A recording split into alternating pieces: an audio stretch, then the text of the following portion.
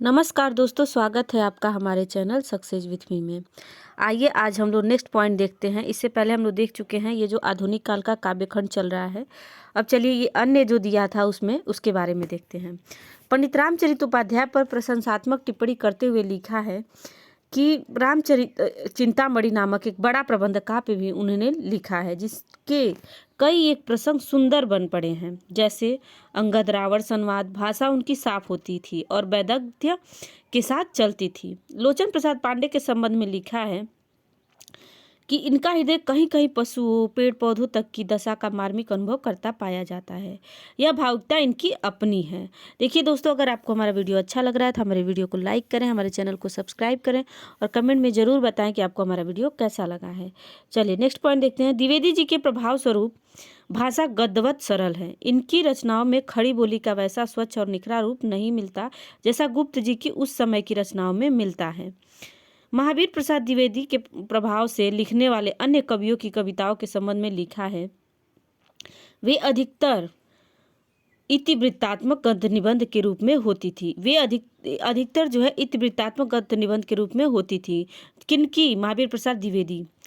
और काव्य प्रेमियों को उसमें काव्य प्रेमियों को उसमें काव्यत्व नहीं दिखाई पड़ता था। और ये जो है खड़ी बोली की अधिकांश कविता को तुकबंदी मात्र समझने लगे थे। आगे चलकर तृतीय उत्थान में इस परिस्थिति के विरुद्ध गहरा ये जो है प्रतिवर्तन या रिएक्शन हुआ। द्विवेदी मंडल के बाहर के कवियों के संबंध में लिखा है कि इन कवियों में से अधिकांश तो दो रंगी कवि थे, जो ब्रजभाषा में तो श्रृंगार, वीर भक्ति आदि की पुरानी परिपाटी की कविता और कवित्व सवैवों या गेय पदों में करते आते थे और खड़ी बोली में नूतन विषयों को लेकर चलते थे।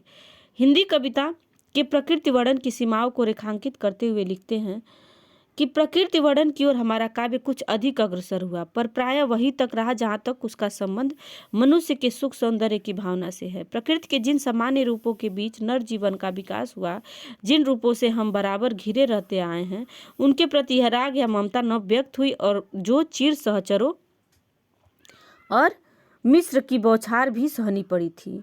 अब देखिए, उन्होंने खड़ी बोली पद्य के लिए सुंदर लय और चढ़ाव उतार के नए ढांचे भी निकाले और इस बात का ध्यान रखा कि छंदों का सुंदर लय से पढ़ना एक बात है और राग रागनी गाना दूसरी बात है। अगर आप लोग इससे पहले का वीडियो नहीं देखे हैं तो जाके जरूर देखिए। देखिए नेक्स्ट पॉइंट है कि हिंदी कवियों में पाठक जी की रुचि बहुत ही परिष्कृत थी।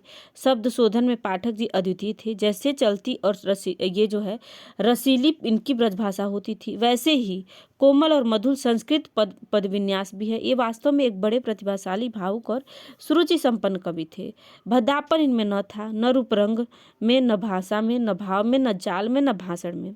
इनकी प्रतिभा बराबर रचना के नए नए मार्ग भी निकाला करती थी। छंद, पद विन्यास, वाक्य विन्यास आदि के संबंध में नई नई बंदिशें इन्हें खूब सुझा करती थी। अपनी रुचि के अनुसार कई नए ढांचे के छंद इन्होंने निकाले जो पढ़ने में बहुत ही मधुर लय पर चलते थे।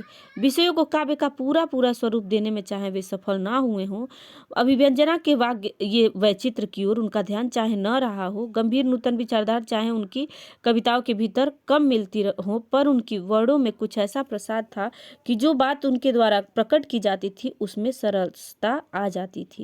अपनी समय के कवियों में प्रकृति का वर्णन पाठक जी ने सबसे अधिक किया।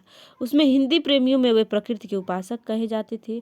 उनकी यह उपासना प्रकृति के उन्हीं रूपों तक परिमित थी जो मनुष्य को सुखदायक और आनंदप्रद होते हैं या जो भव्य और सुंदर होते हैं। पंडित अयोध्या सिंह उपाध्याय हरिऔध के बारे में देखिए कि क्या क्या पॉइंट इंपॉर्टेंट है। प्रकरण 1 में इनके संबंध में लिखा है कि कौन लिखा है, देखिए रामचंद्र शुक्ल। इनकी पुरानी ढंग की कविताएं रस कलश में संग्रहित हैं, जिसमें उन्होंने नायिकाओं के कुछ नए ढंग के भेद रखने का प्रयत्न किया है। ये भेद रस सिद्धांत के अनुसार ठीक नहीं उतरते। द्वितीय उत्थान से पहले ही वे हरिऔध के बारे में नए विषयों की ओर चल पड़े थे। खड़ी बोली के लिए उन्होंने पहले उर्दू के छंदों और ठेठ बोली की उपयुक्त समझा, और क्योंकि उर्दू के छंदों में खड़ी बोली अच्छी तरह मंझ चुकी थी और नव शिक्षितों के संसर्ग के से उपाध्याय जी ने लोक संग्रह का भाव अधिक ग्रहण किया। उक्त काव्य में प्रिय प्रवास श्री कृष्ण ब्रज के रक्षक नेता के रूप में अंकित किए गए हैं।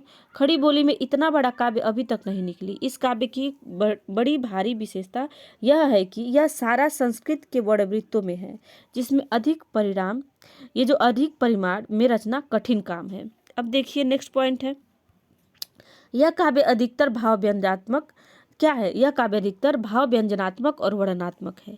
कृष्ण के चले जाने पर ब्रज की दशा का वर्णन बहुत अच्छा है तथा विरह वेदना की अनेक अंतरदशाओं का वर्णन किया गया है। किसी के वियोग में कैसी कैसी बातें मन में उठती हैं और क्या क्या कहकर लोग रोते हैं, इसका विस्तार पूर्वक वर्णन हुआ है। परंपरा पालन के लिए जो दृश्य वर्णन है वे किसी बगीचे में लगे हुए पेड़ पौधे के नाम गिनने के समान है। इसी से शायद करील का नाम छूट गया है। ठीक है, अब देखिए नेक्स्ट पॉइंट इनके बारे में, इसकी जो किसकी माने प्रिय प्रवास की कथा वस्तु एक महाकाव्य क्या अच्छे प्रबंध काव्य के लिए अपर्याप्त हैं, अतः प्रबंध काव्य के सब अवयव इसमें कहे आ सकते हैं, मतलब इसमें कहा जा सकता है, कहाँ आ सकता है।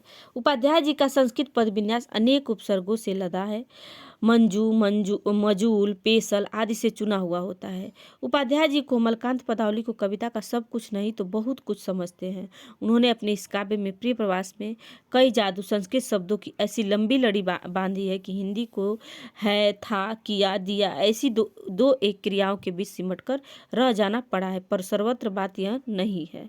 अब देखिए पंडित महावीर प्रसाद द्विवेदी के बारे में, ये जो है संस्कृत काव्य के संस्कारों के साथ पंडित महावीर प्रसाद द्विवेदी हिंदी साहित्य क्षेत्र में आए, जिनका प्रभाव गद्य साहित्य और काव्य निर्माण दोनों पर बहुत व्यापक पड़ा। खड़ी बोली के पद विधान पर भी आपका पूरा असर पड़ा। उनके कारण भाषा में बहुत कुछ सफाई आई। बहुत से कवियों की भाषा शिथिल और अव्यवस्थित होती थी और बहुत से लोग ब्रज और अवधी आदि का भी मेल कर देते थे। उनकी प्रेरणा से बहुत से नए लोग खड़ी बोली की कविता करने लगे। उनके द्वारा स्थिर की गई पद रचना की प्रणाली पर मराठी साहित्य एवं विलियम वर्ड्सवर्थ का प्रभाव रहा। मराठी साहित्य से उनका परिचय था कि जिसके कारण उसका प्रभाव उन पर बहुत कुछ पड़ा। मराठी कवियों में अधिकतर संस्कृत के वृत्तों का व्यवहार होता है। पद विन्यास भी प्रायः गद्य का सार रहता है। बंग भाषा की सी कोमलकांत पदावली उसमें नहीं पाई जाती। इसी मराठे के नमूने पर द्विवेदी जी ने हिंदी में पद रचना शुरू की। हिंदी में परंपरा से व्यवहारित छंदों के स्थान पर संस्कृत के वृत्तों का चलन हुआ, जिसके कारण संस्कृत पदावली का समावेश बढ़ने लगा। वर्ड्सवर्थ के गद्य और पद्य की भाषा एक ही होनी चाहिए के सिद्धांत का प्रभाव भी पड़ा। उनका जोर इस बात पर रहता था कि कविता बोलचाल की भाषा में होनी चाहिए। बोलचाल से उनका मतलब ठेठ या हिंदुस्तानी का नहीं रहता था, गद्य की व्यवहारिक भाषा का रहता था। परिणाम यह हुआ कि उनकी भाषा बहुत अधिक गद्यवत हो गई और साथ ही द्विवेदी जी सरस्वती पत्रिका द्वारा बराबर कविता में बोलचाल की सीधी सादी भाषा का आग्रह करते रहे, जिससे इतिवृत्तात्मक मैटर ऑफ फैक्ट पदों का खड़ी बोली में ढेर लगने लगा। उनकी अधिकतर कविताएं इतिवृत्तात्मक हुई। उनमें वह लाक्षणिकवाद, वह चित्रमयी भावना और वह वक्रता बहुत कम आ पाई, जो इस संचार की रीति को तीव्र और मन को आकर्षित करती है। यद्यपि हिंदी के कुछ चलते छंदों में भी उन्होंने बहुत सी कविताएं रची हैं। अब इसके आगे हैं आपके मैथिलीशरण गुप्त। आज के लिए इतना ही रहने देते हैं। इसके आगे हम लोग मैथिलीशरण गुप्त के नेक्स्ट वीडियो में देखेंगे। अगर आपको हमारा वीडियो अच्छा लगा है तो हमारे वीडियो को जरूर लाइक करें और कमेंट में बताएं कि आपको हमारा वीडियो कैसा लगा है। अगर आप चैनल पर नए हैं तो चैनल को सब्सक्राइब करें। Thank you so much.